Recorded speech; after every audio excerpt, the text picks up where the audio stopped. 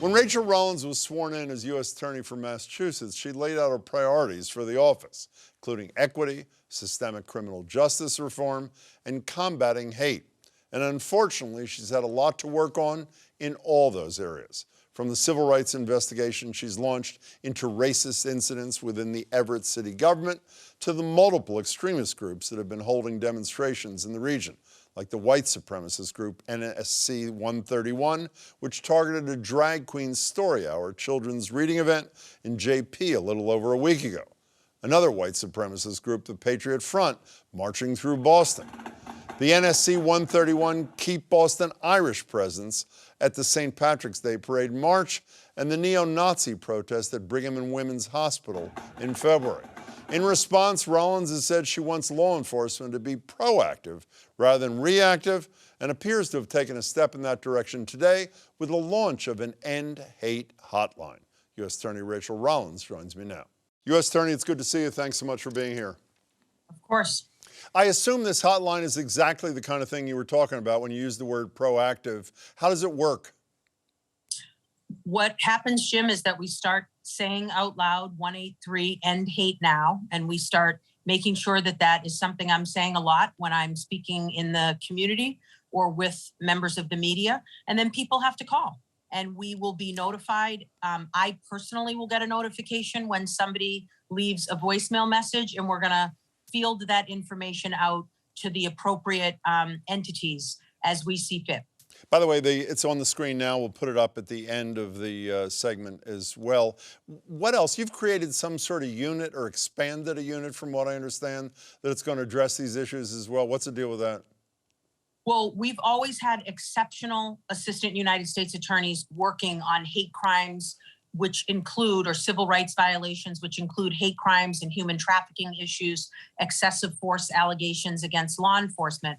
But they've done that in addition to the work they've done for other units. What we've done, Jim, is we've just made sure that this really important work gets a unit of its own. Nobody is splitting their time between narcotics and money laundering and prosecuting hate crimes, or economic crimes and prosecuting hate crimes, or other units we have. So we are a dedicated unit with exceptional AUSAs, exceptional staff, that are going to be working exclusively on these types of cases. I want to play some sound from you to you. This is you speaking after this law enforcement listening session. This is after the Patriot Front march that I just mentioned. Here it is.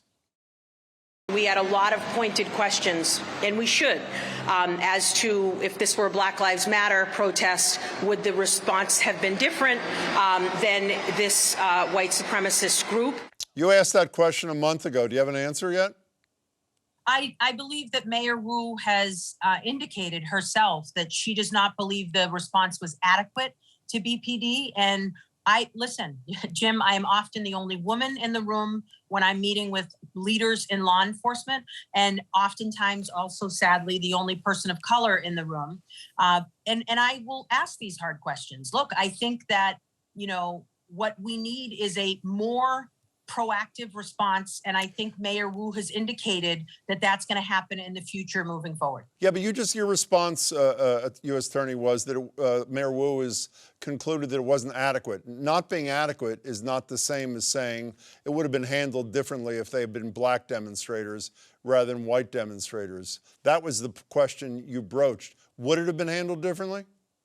Well, I think law enforcement, when asked, said no, it would not have been. They were concerned about looking as if they were escorting this group through the city. And we are talking, of course, about the incident, particularly on the weekend of July 4th. But that goes to a deeper issue, right? We need law enforcement that reflects the communities that it protects and serves. And what we are doing, and I'm a member of law enforcement, Jim, we're making sure that we have a better response there. So I'm not looking backwards and casting blame, but what I am doing is making sure that moving forward, we're going to have a different response. I want to go from racism in the streets to racism in City Hall. You announced you're doing an investigation into possible civil rights violations in Everett. And for those who didn't follow this painful story, a city councilor used the N-word. He resigned. A city staff person in a conversation with him talked about bringing one of your dark friends to an event. What's the status of that investigation? So we have two investigations, Jim, actually into cities since I've become the U.S. attorney. We have the Everett investigation where we simply wrote a letter and saying we are inquiring, we want information. I need to be clear. The mayor of Everett and his team have responded immediately and said they will assist. So we are not getting resistance from the city of Everett. And we're in the process of looking through that information. I can tell you why I sent that letter is because of the information you mentioned and the fact that, for example, Everett is a majority minority city, but unfortunately has, I think, approximately 2% of its city employees make up people of color, particularly Black and Latinx individuals. And those numbers don't automatically state that there is discrimination, but they do raise a question as to whether or not these decisions made by the city are helpful to all of the residents of Everett or are potentially discriminatory. So we have made no determination. We've simply said we're looking. And the other inquiry, Jim, is into Quincy. We're going to get to the Quincy thing in a minute, which is about another issue, if we can. You said that the mayor is cooperating. I have to say, as a layperson, early on, I would say he was doing the opposite. He was defending his cousin, the city councilor, who was using the N-word until he wasn't defending him. And it seems to me that in a comment he made to our colleague here, Liz Neesloss, and a couple of other reporters on March 15th, he's essentially admitting that it doesn't stop with that former employee of his and the councilor. Here's Mayor DeMaria. I've seen some of this behavior from some other elected officials, and we are thoroughly investigating all people's social media pages. I want people to understand that we're taking this very serious, that we don't condone this type of behavior. Have you yet found, to quote him, some of this behavior from other elected officials in Everett? Well, what I can say is we're looking into, so my letter was sent after the individual stepped down, you know, with outrage or reaction, quite frankly, from the people of Everett. What we are doing is looking at who the mayor has in his direct control, specifically with respect to hiring decisions, appointments that he's making. His cousin, who was on the city council as well, Jim, did say I believe over social media that other people also have espoused these type of beliefs or ideologies, or use these words. So we are looking into all of that, yes. You know, I want to ask you the same question I asked you, I think it was last month or the month before. I am using your word outraged by the fact that while every politician who can get to a microphone is willing to call out white supremacists on the street, unless I missed it, with the exception of the Attorney General when we asked her on the radio saying that that counselor should resign immediately, and you beginning an investigation, could you list for me all the other public officials who say they're appalled that counselors are using the N-word, that a mayor, at least up front, is condoning it? Is anybody else talking about this?